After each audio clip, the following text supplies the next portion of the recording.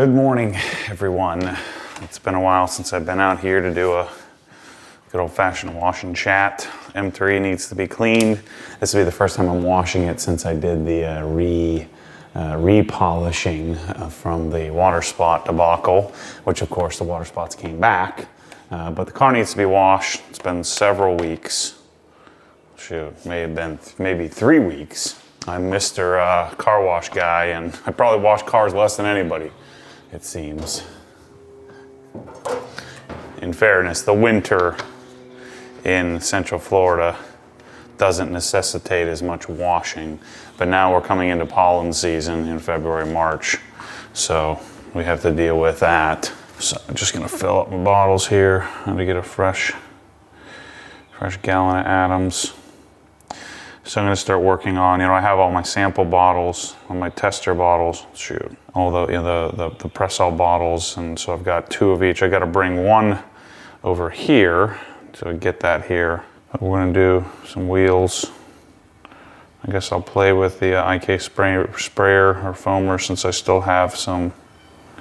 I know I'm dripping it on the side here, but I'll wipe that up in a second. So I've got my CarPro black bottles that I've got to put this soap in from here on out. It's probably easier to just pour from the gallon, but I like to have these filled at times. This is an old 32-ounce Adams bottle that, these labels don't work so well on these type of bottles. But I've got to keep working through bottles in order to create a full line of bottle solutions for soap and sprayers, and then I want it to all match and look pretty and get labels and all that stuff. So you got a lot of work to do, but a whole life to live. So I don't need to do it overnight. So I've got a lot going on that I need to update you on. And I probably shouldn't, because then what am I going to talk about on the podcast coming up? But I need to wash the car. I have the camera, so why not do my thing, right? At least some of you seem to like this kind of stuff. Plus it'll make you feel a little better when you're freezing your butt off up there in the winter. And I'm down here at 60 degrees. I'm sure I'll shed the sweatshirt by the end of this. At least hopefully. It's gonna be 77 today or something, 72 today, something like that. Not too shabby. So this is why we need a better, Adams made some 32-ounce bottles for a really short period of time. But this is, you can see the label gets all jacked up. That's why we need a different type of label for this application. All right, so we got our soap setup, so let's go, I guess, do the wheels. Cabinets are still coming. I keep giving up my cabinets to other people. Same thing at HQ. I keep giving up my countertops and stuff to other people as they buy the cabinet setup. So I'll be getting mine here soon. But I'm going to do 2 black uppers here. I'll probably try to cut a hole in the cabinet so that I have some power in one of them. But I decided to get rid of the TV here because I've never ever used it. And then I'm going to do some sort of butcher block countertop, and then I'm going to do a backsplash of some sort. I've got to repaint this thing. I've been doing a 3-year test on the Swiss tracks here that I've never cleaned, ever vacuumed under. So we're coming up on 3 years here, I think, in April. So I haven't touched this place. So we're going to do a revamp on this at some point. It seems though I keep taking on BMW projects, so we may never get there. Let's go do the wheels. So HRE should be here very soon. I should back this thing up. Screw it. The sun's coming up anyway. So supposedly the HREs have shipped. We shall see. Oh yeah, some brake dust on these. I drove at least a couple 100 miles. Oh, so what's going on? Let's see. I'm working on figuring out the paint depth gauge, which one I want, and by proxy, since I'm figuring out which one I want for me, I figured I might as well just figure them all out. And this is the first time I've called the company, first time in a while, not the first time in my life, and I talked to like the tech support, or like one of the technical sales director for DeFelsco. And oh boy, there's quite a few choices. There's the 200B3 Advanced, there's the 600 FN probe. So there's different probes, and then there's different meters. And of course you have ones that will do or read all 3 levels of the painted surface. Now, even then, these are, I don't want to say terribly inaccurate, but it's not the end-all be-all. And this is why I've avoided these, because they're not particularly accurate. But it's something that I'd like to have. I've always wanted to have one, so I've kind of chased the gadget. And so if I'm going to do that, I might as well figure out, which one is which, what our options are. And the thing I've figured out is AutoGeek has the one, but I don't even know which one I'm getting, because there's a lot of choice. And so I don't want to take for granted. I don't want to just choose the one that they chose, because I guarantee you what they did is the rep came in and said, all right, this is the one you need. I don't accept that. I'm not saying I'm smarter or better. I just don't accept the status, here's what you need, this is what you should use. Instead, I want to know why and how, and then what are my alternate choices, and then maybe I have to buy a couple of them to figure out which is the best for the application. And then, if I just confirm the information, the little bit of information that's already available, that's fine. But I would rather go the extra step, mainly because I'm just interested. I'd like to know. And so I'm going to do that. Oh man, if you haven't watched me drive this thing, the recent drive video, I'm in love with this car. Absolutely in love. In love. Again, I had one of these from 2011 to early 2014. Or 2010, yeah. Late 2010 to early 2014. This is Adams Tire and Rubber, Tough Shine Tire Brush. If you're new here and you haven't seen me do this 100 times, there's something magical about coming out here early in the morning, 7:30, 8 o'clock in the morning, doing this, and then hopefully having a clean car for a few hours anyway. Our Central Florida few hours you get with a clean car. Hopefully this time of year I'll get a day where it's at least semi-clean. So that chasing of the product or chasing of the solution to a problem is something that I find very interesting, very invigorating. And now it seems that's basically what I do all day, every day, which is amazing. Sorry, the sun is right on my face here. It's interesting, these are all curbed and chipped up. I've kind of gotten used to it. HRE should be here any day. So I'm going to get all of them. I'm going to get the 200 to 600, the different probe options, get the metal plates that you need for calibration, and figure out a suite of what we would need if we were going to do DeFelsco. Instead of just setting up some goofy retail drop shipping option, I'm going to fumble through it and figure out what's what. So I can give people a option and an understanding of what you would get if you got one. And not many people are going to buy the $2,500, $3,000 version, to mess around with your car in your garage. But I think some pros might like some more info. So speaking of pros, I don't know. I woke up one morning and decided, if I'm going to be doing this whole Obsessed Garage thing, there is a certification for detailing through the International Detailers Association. So if they have it, I'd like to do it. You know, for those of you who don't know, I was a financial advisor for 15 years or so, 14 years. And I held, I think throughout the course of my career, I think 11 different industry designations like Certified Financial Planner and the SEMA designation through the IMCA Foundation and Wharton, the Wharton School of Business is where you obtain it, which is really cool. Go to Wharton for a week and a half. Maybe it was a week. I think a week. They have an option to become a certified detailer, and then they also have something called becoming a certified trainer. So if they have both, I'm gonna do both.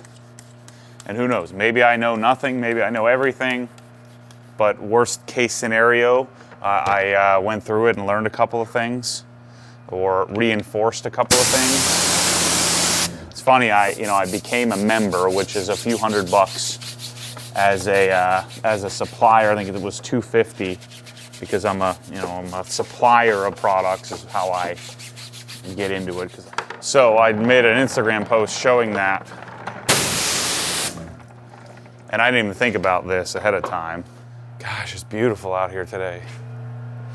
But when I made the post on Instagram, I didn't even think about it. The reaction that people had was interesting. I think it's very telling of a blue-collar type career choice or business choice.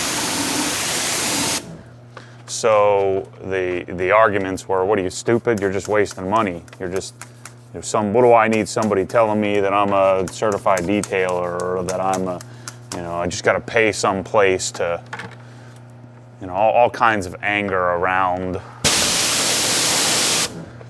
becoming or paying for an association. What do I just gotta, the questions were, what do I gotta just pay to whatever? Pay to be a member, pay to be a part of it. I don't need that crap. I've been detailing for blah, blah, blah. So again, I look at it as, and I don't even really care because I'm not detailing people's cars. I'm detailing my own cars. But I'm just interested in the information, interested in the pursuit of knowledge. It's, and I understand that's not everybody's bag. That's not what everybody's into. But for me, that's what makes me want to wake up in the morning and chase stuff. I think on this car, I'm just going to get a completely new trunk and have it repainted. Because they beta link this thing, and I have to repaint the trunk. So I may just get a whole new trunk and start over. We'll see. So what I'm going to do is I'm going to take the test, video the process. The first step is the written test that you take. The interesting thing though is we'll figure out, but one of the things I was talking to them about, Levi and Bob Phillips, the guys who really have taken an interest in being a leader in that particular field or in their field, and then really promoting the IDA, because of the standardization or the attempt to standardize, like many industries. You can become a PE, professional engineer. There are realty associations. There are all kinds of places that administer standards and codes and code of ethics and things like that. That, if you're a practitioner, you think a lot less about. Even the public, the public doesn't really understand it. But without it, there's, I think, a lack of standardization of things. And so I applaud their efforts to chase it. So I'm going to do my part, and I want to take it and go through it, and then share with people that may be a bit disgruntled about what it's all about, and maybe provide a different perspective. I still think of myself as an outsider. So as an outsider, chasing a designation for something that I have a passion for, and you can even call it a hobby, but something I really enjoy doing, this whole caring for and detailing of things, maintaining things. And there's a cool little thing that I can chase to learn a little bit more, or not, or just confirm what I know. So I'm going to share that process of becoming certified. There's two parts to it, from what I can tell. You take the test, So there's 10 quizzes you have to take in order to, you know, be able to sit for or take the skills assessment. And they're, you know, they're working on this. The issue is, what if you didn't already know this stuff and you just happen to know enough to become, you know, skills verified? Where do you go to learn the skill then? Like, there's no, right now, I don't believe there's a set of, well, okay, so I can go to this training, and then that training will actually teach me the skills. Like, if I don't already know the skills, how am I supposed to know them? And where am I supposed to go get them? Now, there are some very advanced, you know, like my SEMA designation, they give you a body of knowledge that you should know, and they say go to the library and figure it out. I just wung it. But I'm going to share the process of that. And like I said, maybe I can change some minds on to pursue knowledge and to chase things. And yeah, it might cost you some money. And yeah, I get that, you know, if you're making, you know, $35,000 a year detailing cars, to spend $500 to get certified is a lot of money. But it certainly can hurt you. But I do know a lot of guys that are detailing, especially with, you know, in the current cycle of economic prosperity, we, you know, you have a lot more people willing to spend money on a luxury, which would be having your car cared for. So I know a lot of you are, you know, that are pros and are becoming pros or are, you know, moonlighting as a pro, that you're working a lot, and that's a good thing. Uh-oh, we're gonna have sun on the car. I'm gonna have to deal with the problems that all of you have. Should move the thing over up into the corner. So, you know, it's one of those things where I think I know that people hide behind this anger about education, or many people tend to argue toward their path. And I hope I don't do that. At least I attempt not to do that very often, if I can help it. You know, my path is my path, and a lot of it is just freaking pure luck. And I noticed this the other day when somebody was asking me about, you know, becoming a financial professional. Should they? Shouldn't they? What should they do? Or I was talking to another young guy about just life and choice, and I realized that I don't know anything.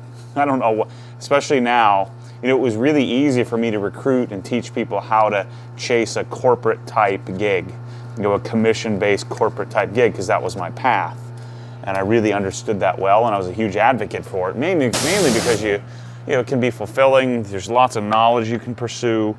It's one of those things where you can make a great career, you can make lots of money, so you can make a great life for yourself and improve other people's lives. You know, in the very beginning, when people started to figure out I was a financial advisor, I had some really dumb people, you know, some stupid people who don't know jack, you know, arguing with me, yelling at me how I'm just swindling people and I'm making money off of other people. I mean, what do you think it is I do now? What does everybody do? Everybody makes money off of other people. That's the whole thing about business.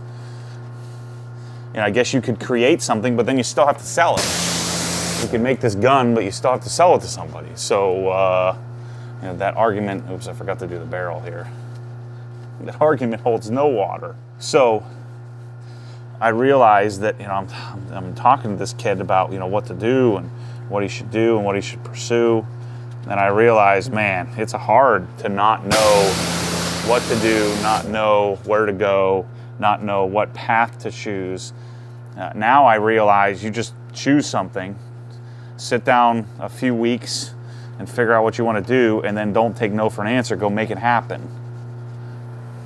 Now there's certain things, and you're not going to become the CEO of a corporation when you're 21 right out of college.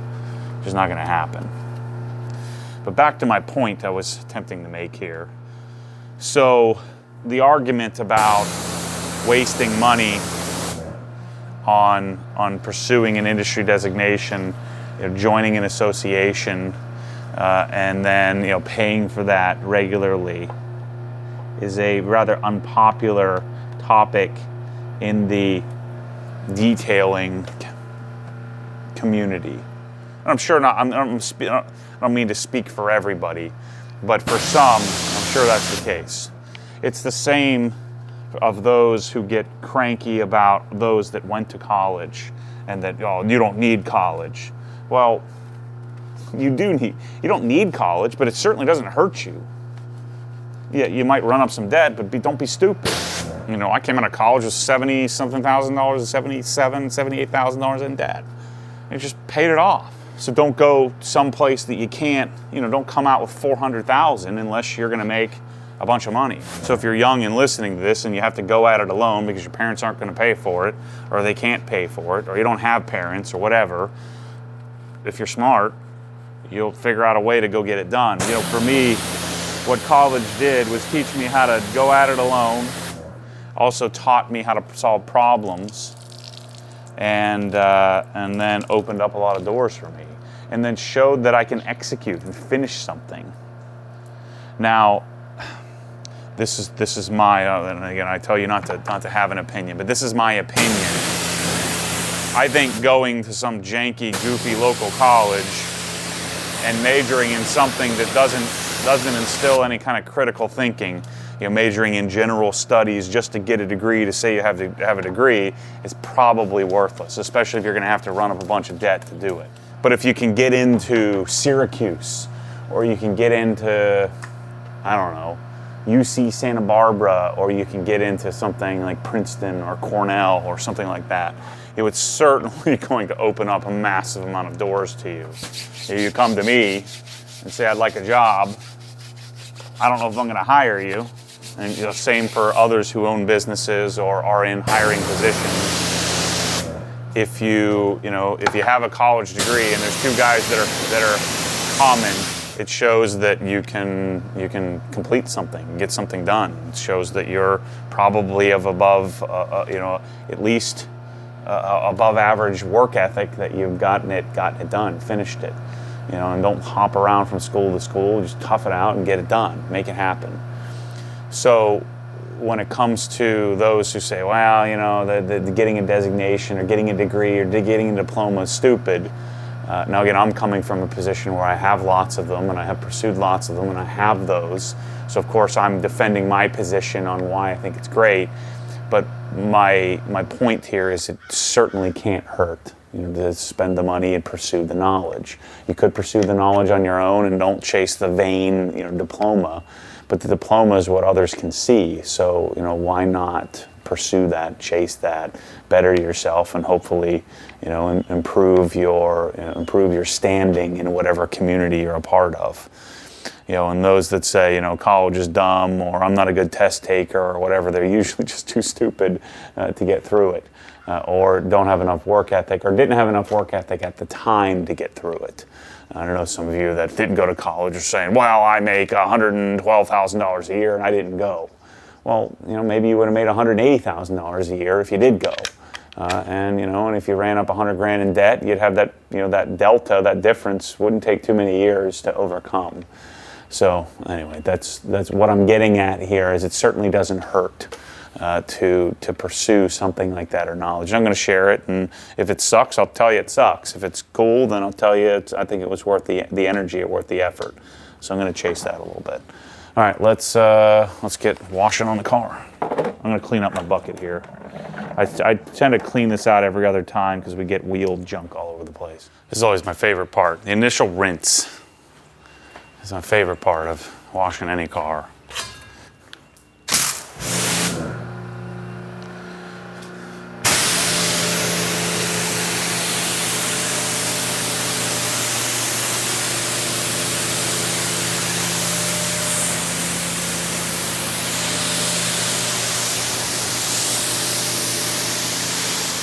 So we do have to deal with our water spots here soon. I might as well let it, let the colonite make it through the pollen season here, and then we'll remove the water spots. That gives me time to figure out my paint depth gauge, work on that a little bit. So I don't have bead maker on this yet. This is just power lock, 2 coats of colonite. So again, what I did, if you've been following along, I got water spots on the car, I don't know how it happened. It's just, I know how it happened, but there was direct sun, and I sprayed the car off at HQ. We have hard water, and I walked inside, didn't blow it off or dry it off. I was gonna pull it in, and then boom, come outside, and it was dry, and it was just bad. So I ended up compounding. I used all the different spot-free crap that doesn't work, or I've found it never worked, or the spot remover stuff. And so all over the car, and you can't even see it right now, but under the right sunlight and the right angle, you see there's water spots down roughly 2/3 of the car. And so I compounded, used all the spot removers, tried everything. I got them out, and then what happened, or so I thought, and what happened is the paint swelled, water spots disappeared, and then they came back with a vengeance like 4 or 5 days later. Basically, as soon as I got the car back out in the sun, they reappeared. Because I had the car, after I compounded the whole darn thing again, or 2/3 of the car again, reapplied all the wax and the whole deal. It took like 10 hours. I did that whole darn process. And then, again, a few days later, they showed back up, which is the part I was worried about happening when I polished it. So this time I'm going to be smarter about it. We're going to try not heating it. We're going to try heating it. So I've got a thermal or an infrared thermometer, a Fluke, and then a Fluke brand.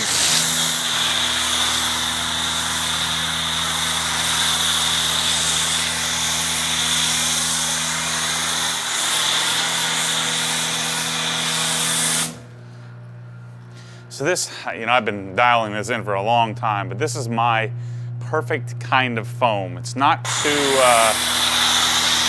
it's a little bit wet, because if it's too thick, it won't dwell.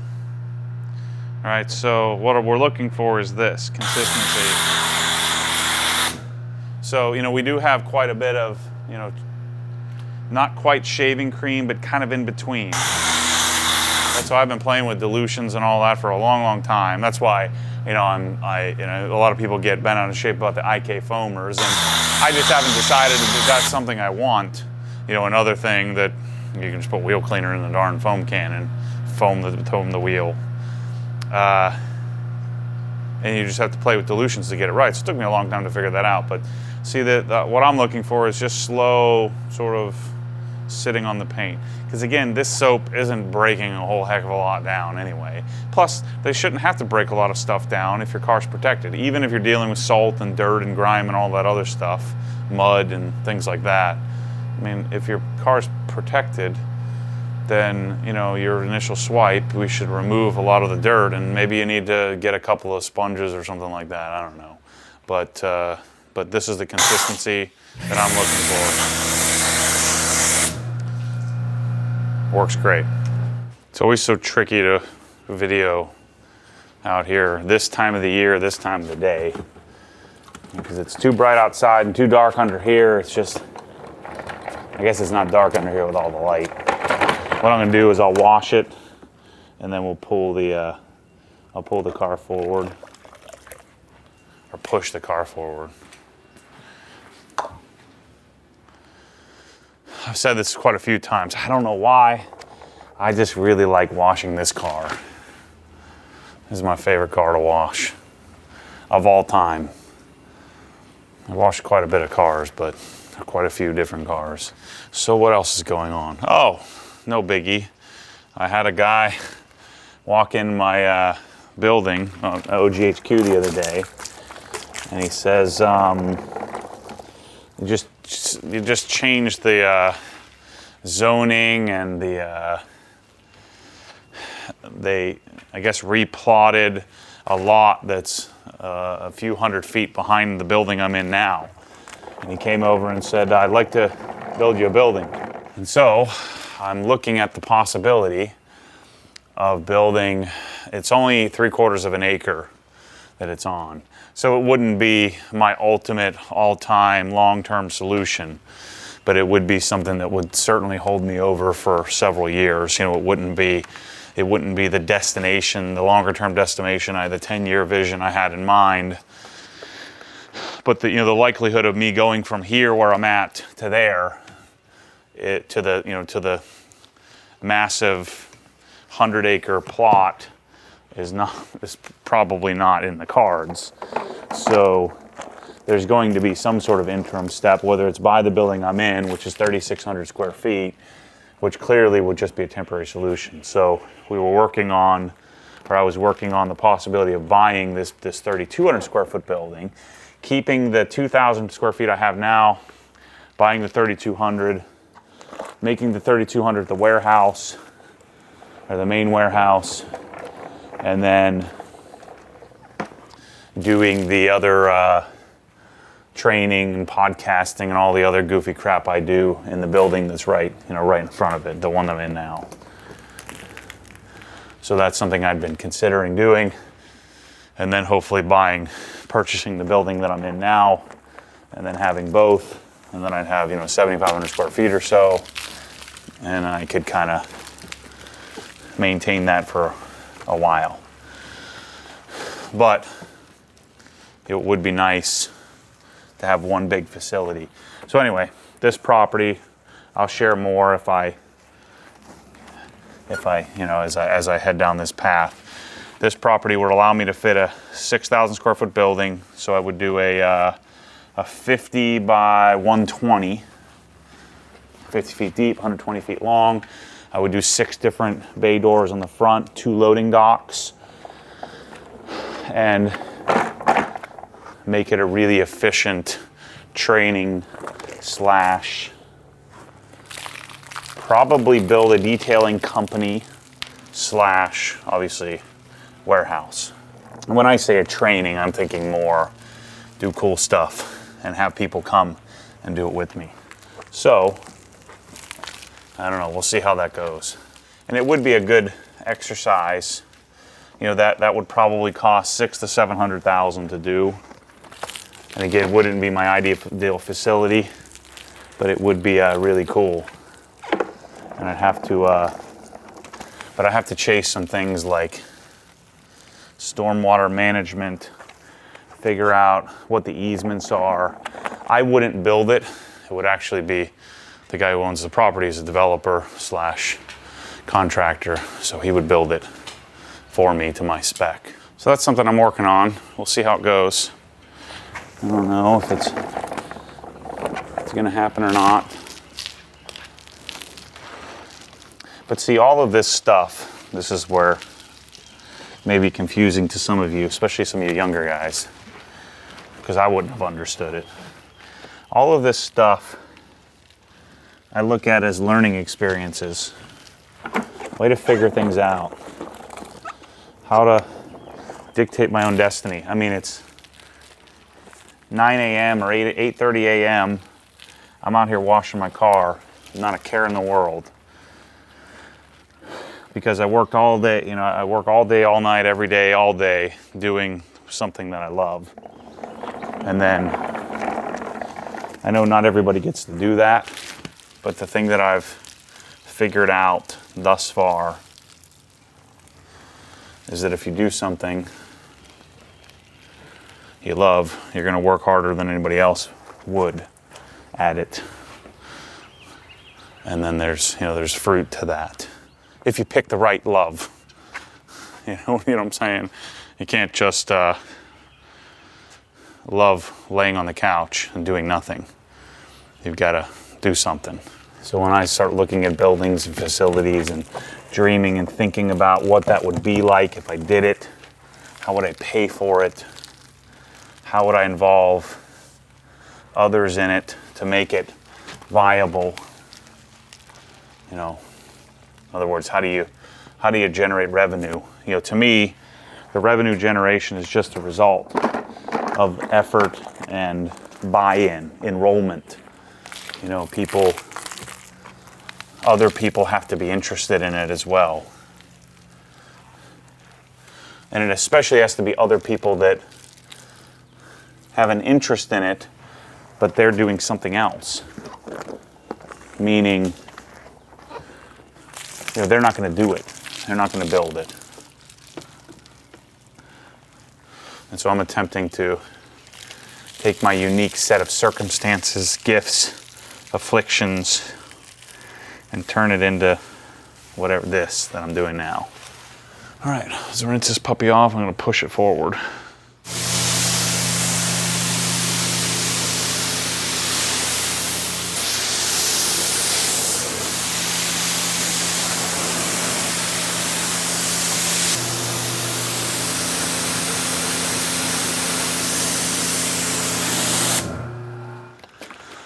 I gotta get on a call with Karcher about the K1700. Oh boy, we're already rust crazy here. I have to pull this back and forward a bunch. So I'm gonna let that hide sit there for a minute, and then I'm gonna spray it off because I'm getting rust everywhere. That stinks. It's not really that humid. Let's just let it sit too long. Sometimes this is a battle you just can't win. So I'm still working on ego to get them to let me do this.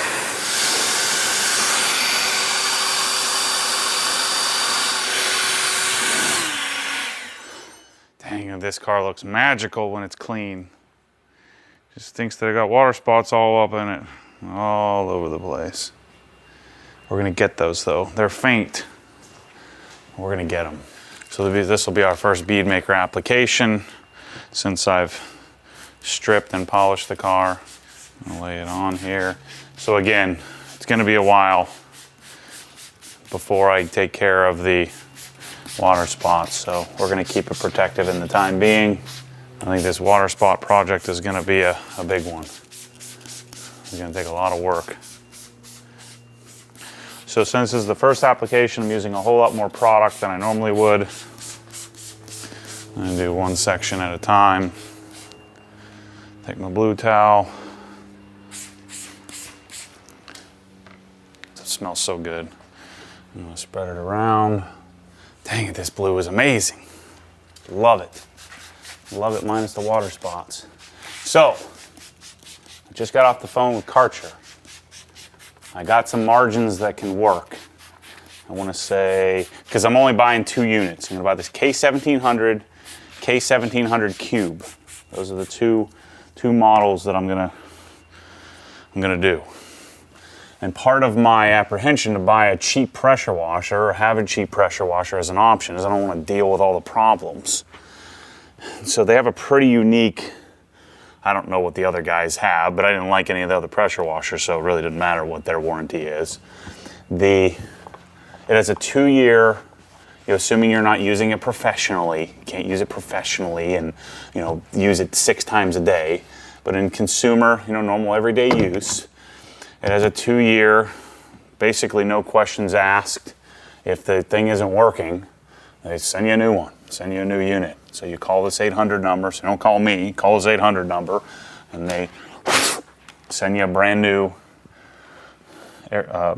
pressure washer. So out of all the ones I tested, most of them had rather similar specs, the Ryobis, the Sunjos. I mean, they were all within a 1/10 or so of a GPM. I almost said MPG. So they were all, reasonably close. But the K1700, it's just, the motor sounds different. It just, and I should dissect one, but it's just a different feel. And it was the one that it's the one that I brought home to use here around the house, like in the patio, and have Michelle use. And so I'm gonna be providing that as a package solution with everything you need to make it work and work properly. And so I've been having those discussions for a while because the margins were so bad it just wasn't realistic. But I've sort of not negotiated, but we came up with a system that would work where I have enough margin to sell it at normal retail price,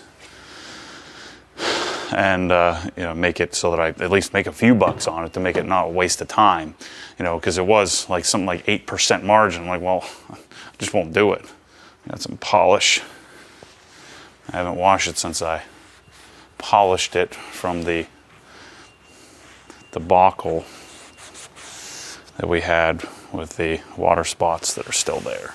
So I've already changed the car washing package that I'm using. I use Beadmaker everywhere. Part of the reason why I use Kinetec here is if you got Kinetec on here, it didn't have any issue with plastics. Well, from the mouth of Dave Phillips, you know, the guy who created this Beadmaker stuff, it was originally designed to be used on plastics. So getting it on plastic is certainly not going to be an issue. So the big problem I had before with my blue towels and using it on Beadmaker and blaming it on, I don't really blame it on, but realizing that I thought that humidity was a problem and why it was smearing around. But the thing I learned is my towels were toast. They were too old. They'd become hydrophobic from using all those spray silica sealants like ECH2O, the titanium dioxide stuff, you know, using it with the Polish Angel stuff, you know, testing out different products. I ended up with hydrophobic towels that just weren't picking up any of the liquid they were intended to pick up. It was just pushing stuff around. They were a year old of using all kinds of random stuff. That's how you know your towels are toast, when even after washing them, if they're just pushing water around, assuming they're not some really high GSM goofy towel that people tend to love until they realize that those towels don't really work so well. All right, so I'm gonna go around and clean up the jams, and we'll finish up the car here in a minute or two. All right, that's about wraps this up here. Just cleaning up the rest of the, wiping down the engine bay. Man, this car, it's coming together so nicely. I love it, absolutely love it. So anyway, thanks for watching this one. A little wash and chat. Make sure to check out the live stream on Thursday. Open house coming up. If you can make it, great. We'll probably live stream all the various products that I have extra of or I'm looking to get rid of. But yeah, this car's looking good, man. Little dining touches there. Next up will be suspension, wheels, brakes, all that stuff is coming up real soon on this car. I'll do some more driving of it, but anyway, thanks for watching this one, and thanks for participating in this chat. As always, I'll be doing more of this stuff, but you know, stay tuned for more crazy. I'll have plenty more of it. Thanks for watching. Catch you soon.